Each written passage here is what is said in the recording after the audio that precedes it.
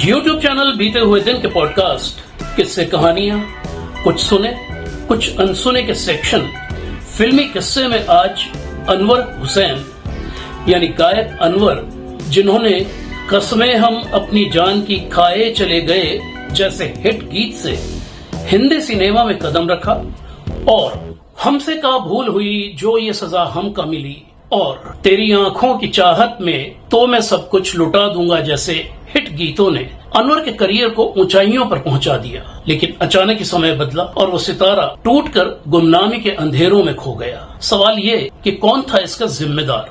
लगभग 20 सालों के बाद एक बार फिर से अनवर चर्चा में आए जब साल 2010 में मुंबई के एक अंग्रेजी अखबार ने अनवर की दयनीय आर्थिक स्थिति का हवाला देते हुए रिपोर्ट छापी थी कि रोजी रोटी के लिए वो अब सांता क्रूज के एक बार में गाना गाते हैं। ऐसे में मेरी उनसे मुलाकात और बातचीत हुई जो राजस्थान पत्रिका के 25 दिसंबर 2010 के अंक में छपी थी और इसके जरिए उन्होंने पहली बार अपना पक्ष रखा था। उन्होंने कहा था, ये बात सही है कि मुझे बैंक का कर्ज चुकाने के लिए वर्सोवा का अपना फ्लैट बेचकर 2 साल पहले मीरा रोड शिफ्ट होना पड़ा था और रोजी रोटी के लिए मैं बार में गाता हूँ। लेकिन ये भी सच है कि बुरे वक्त में अपनों ने ही मुझसे मुंह मोड़ लिया। अनवर का जन्म मुंबई में 1 फरवरी साल 1949 को हुआ था।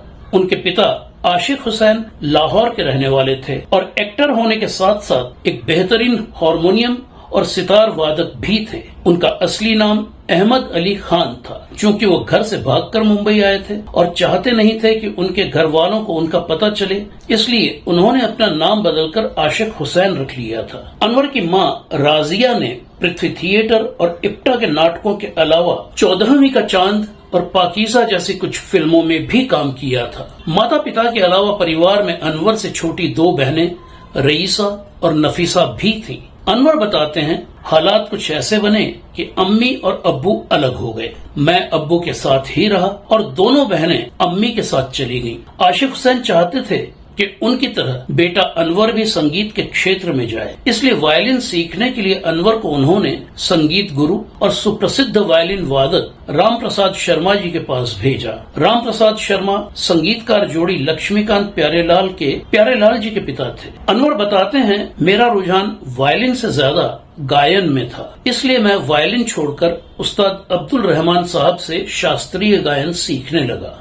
उसी दौरान मेरी दोस्ती संगीतकार कमल राजस्थानी से हुई, जिन्होंने साल 1973 की फिल्म मेरे गरीब नवाज में मुझे ब्रेक दिया। फिल्म मेरे गरीब नवाज में अनवर का गाया वो पहला ही गीत कसमें हम अपनी जान की खाए चले गए सुपरहिट रहा। अनवर की आवाज और गायकी मोहम्मद रफी साहब से इस हद तक मिलती थी कि कहा जाता है ये गीत सुनकर रफी साहब भी चकरा गए थे और उन्होंने पूछा था, मैंने ये गाना कब रिकॉर्ड किया। बहरहाल इस गीत की आशातीत सफलता के बावजूद अनवर का करियर रफ्तार नहीं पकड़ पाया। साल दर साल बीतते गए और फिर आई साल 1979 की जनता हवलदार। इस फिल्म में अनवर के गाए दोनों ही सोलो हमसे का भूल हुई जो ये सजा हमका मिली और तेरी आंखों की चाहत में तो मैं सब कुछ लुटा दूंगा सुपर डुपर हिट हुए और यहाँ से अनवर के करियर का ग्राफ लगातार ऊपर उठता चला गया। आने वाले समय में अनवर ने अल्लाह को प्यारी है कुर्बानी, जिंदगी इम्तिहान लेती है, ये प्यार था या कुछ और था, कोई परदेसी आया परदेस में, सोहनी मेरी सोहनी और हाथों की चंद लकीरों का ये खेल है बस तकदीरों का जैसे दर्जनों हिट गीत गाए। इस दौरान साल 1980 में रफी साहब भी दुनिया से चले गए थे। उनके विकल्प के तौर पर एकमात्र नाम अनवर का ही था, जिन्हें इसका भरपूर फायदा भी मिला, लेकिन वो अपनी सफलता को संभाल नहीं पाए। अनवर कहते हैं, इसे मैं अपनी गलतियां कम नादानी ज्यादा कहूंगा कि राज कपूर और मनमोहन देसाई जैसे बड़े फिल्मकारों को नाराज कर बैठा। नतीजतन फिल्म कुली में मनमोहन देसाई शब्बीर कुमार को ले आए।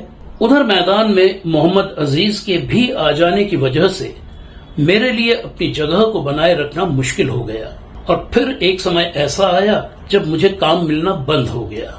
मैंने अपना आखिरी गीत एक पल जो हंसना चाहा साल 1990 की फिल्म बाहर आने तक के लिए रिकॉर्ड कराया था। अनवर ने जो बात इशारों में कही उसका खुलासा फिल्मों से जुड़े कई लोगों ने साफ शब्दों में कर दिया। दरअसल रफी साहब के न रहने का लाभ अनवर को मिला और खूब मिला और आगे भी मिलता रहता अगर रफी साहब का इकलौता विकल्प होने के उस एहसास ने उन्हें अहंकार से न भर दिया होता। वो अब अपनी शर्तों पर काम करने लगे थे और इसी अति आत्मविश्वास के चलते उन्होंने मनमोहन देसाई और राज कपूर जैसे दिग्गजों से भी मुंह मांगा पैसा मांग लिया था। और फिर एक समय ऐसा आया जब वो अचानक ही रफी साहब को भी बेसुरा कहने लगे। उनकी इस बात को फिल्म संगीत से जुड़े लोग बर्दाश्त नहीं कर पाए। जानकार लोग कहते हैं कि अपने दौर की टॉप के संगीतकार जोड़ी ने अनवर की ये बात सुनते ही उन्हें अपने म्यूजिक रूम से और अपनी फिल्मों से आउट कर दिया था। और वैसे भी विकल्प के रूप में तब तक शब्बीर कुमार और मोहम्मद अजीज भी मैदान में आ चुके थे। अनवर के अनुसार उनके माता और पिता दोनों ही ने अलग होने के बाद दूसरी शादी कर ली थी। अभिनेता अरशद वारसी अनवर के पिता की दूसरी पत्नी की औलाद होने के नाते अनवर के सौतेले भाई हैं। उधर अनवर की मां के दूसरे पति एडवोकेट IP सचदेव ने पत्नी और उसकी दोनों बेटियों को अपना नाम दिया, जिसके तहत मां राजिया रंजना कहलाई तो रईसा रेशमा और नफीसा आशा बन गई। ये वही आशा हैं जिन्हें हिंदी सिनेमा के दर्शक अभिनेत्री आशा सचदेव के तौर पर जानते हैं। अनवर बताते हैं, मेरे बुरे दिनों की शुरुआत तब हुई जब मैंने बैंक से कर्ज लेकर अपना एक प्राइवेट एल्बम तोहफा निकाला, लेकिन उसे संगीत प्रेमियों का कोई खास रिस्पॉन्स नहीं मिला। ऐसे में बैंक का कर्ज चुकाने के लिए मुझे वर्सोवा का अपना फ्लैट बेचना पड़ा था। लेकिन सब जानते हुए भी न तो अरशद ने मेरा साथ दिया और न ही मेरी दोनों बहनों ने। ऐसे में गुजर बसर के लिए अब मैं बार में गाने के अलावा कभी कभार स्टेज शोज भी कर लेता हूँ। साथ ही उन्होंने ये भी दावा किया कि उस बार में मेरी पार्टनरशिप है। हालांकि जानकार लोग इस बात से इनकार करते हैं। अनवर मीरा रोड पर मेरे घर से बामुश्किल 1.5 किलोमीटर की दूरी पर रहते हैं। ब्लॉग बीते हुए दिन में उनके बारे में लेख प्रकाशित करने से पहले मैंने फोन करके उनसे मिलने का समय मांगा ताकि अपडेट्स के साथ साथ मैं उनकी ताजा तस्वीर भी ले सकूं। लेकिन उनका जवाब था, आपका नंबर मेरे पास आ गया है, जब मुझे लगेगा मैं आपको कॉल कर लूंगा। मैंने उनसे आग्रह किया कि मेरा लेख तैयार है, बस कुछ अपडेट्स लेनी है, लेकिन हर बार वही जवाब कि जब मुझे लगेगा। अब इन 3-3.5 सालों में तो उन्हें लगा नहीं, तो आगे क्या ही लगेगा, ये सोचकर मैंने बीते हुए दिन के ब्लॉग और मुख्य चैनल के लिए टाइप करने की और 10-12 मिनट का वीडियो बनाने की मेहनत के बजाय इस सत्कार्य को फिल्मी किस्से के अपेक्षाकृत बहुत ही आसान तरीके से निपटा देना बेहतर समझा। अनवर साहब के परिवार में पत्नी और 2 बेटे हैं। दिसंबर 2010 में जब मैंने मीरा रोड के उनके फ्लैट पर उनका इंटरव्यू किया था तो उनके बेटों की उम्र 7 और 2 साल थी। तो ये थी कहानी 1980 के दशक के जाने माने सुरीले गायक अनवर की। मिलते हैं बहुत जल्द हिंदी सिनेमा की किसी और भूली बिसरी हस्ती, भूली बिसरी कहानी को लेकर। देखते रहिए फिल्मी किस्से।